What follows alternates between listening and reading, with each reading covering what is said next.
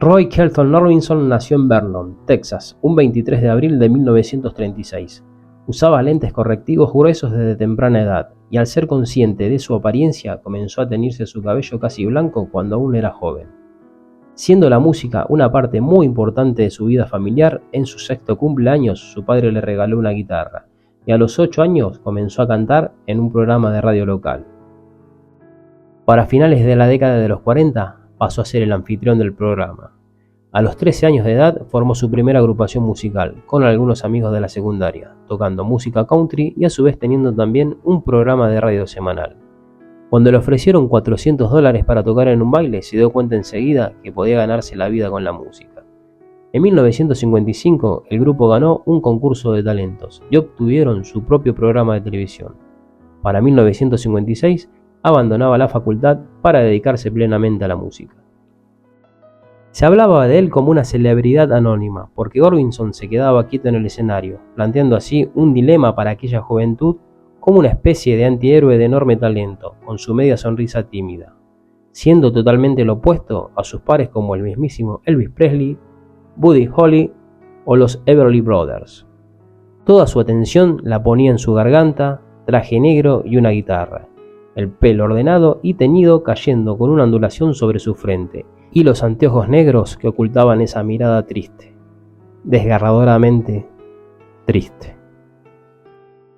Fue un hombre perseguido por tragedias personales, ya que en junio de 1966, viajando en moto con su esposa Claudette Frady, reconciliados tras un asunto de infidelidad, tuvieron un accidente, chocando con un automóvil, haciendo que Claudette perdiera su vida al instante.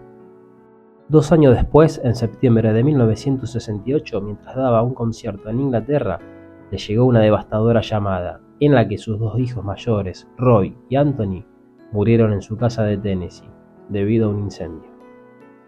Con todas estas tragedias familiares, la estrella de Roy se fue apagando. El destino se había ensañado con él, dándole ninguna tregua. Pero para 1969, y con una vida que parecía no tener sentido, un nuevo amor lo rescató de ese dolor, casándose con una joven alemana de 18 años, llamada Barbara Hobbs. Y aunque siguió sacando discos, ninguno de ellos logró ubicarse en la lista de los más vendidos. En 1977, durante una estadía en su casa en Hawái, le descubrieron un serio problema cardíaco a causa del cigarrillo, algo que le tuvieron que hacer un triple bypass coronario. A pesar de todo esto, jamás dejó de fumar. Y por si esto fuera poco, venía arrastrando una úlcera duodenal que le venía trayendo problemas desde 1960.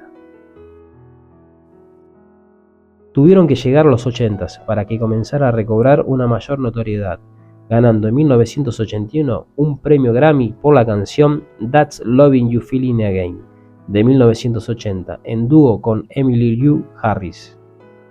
David Lynch utilizó In Dreams para su película Terciopelo Azul de 1986. Para 1987 ganaría otro Grammy por una versión de Crime, y es así que se produjo su entrada en el Salón de los Compositores de Nashville y en el Salón de la Fama del Rock and Roll. En 1988 se formaron The Traveling Wilburys, un supergrupo con artistas de renombre como George Harrison, Jeff Lynne, Bob Dylan, Tom Petty y el mismísimo Roy Orbison. Mientras salía a la venta The Traveling Wilburys Volumen 1 y Mystery Girl, en noviembre de 1988, Roy Orbison le confesó a Johnny Cash que estaba sintiendo dolores en el pecho.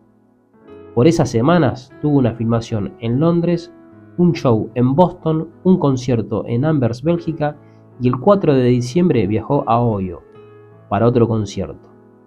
Regresando a su casa agotado y dispuesto a descansar durante unos días para luego volar a Londres para grabar 2 videos con The Traveling Wilburys, el 6 de diciembre de 1988, pasando el día jugando con sus hijos con aviones de modelajes, y después, tras cenar en casa de su madre, Orbison muere de un infarto al corazón, en su mejor momento, con tan solo 52 años de edad, mientras dormía.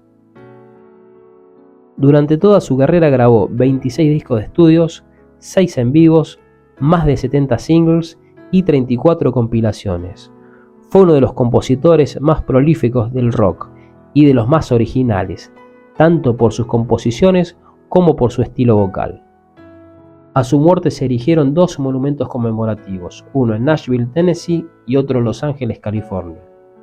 Para enero de 1989 se convirtió en el primer músico desde Elvis Presley en tener dos álbumes en el top 5 al mismo tiempo, con Traveling Wilburys Volumen 1 y Mr. Egil.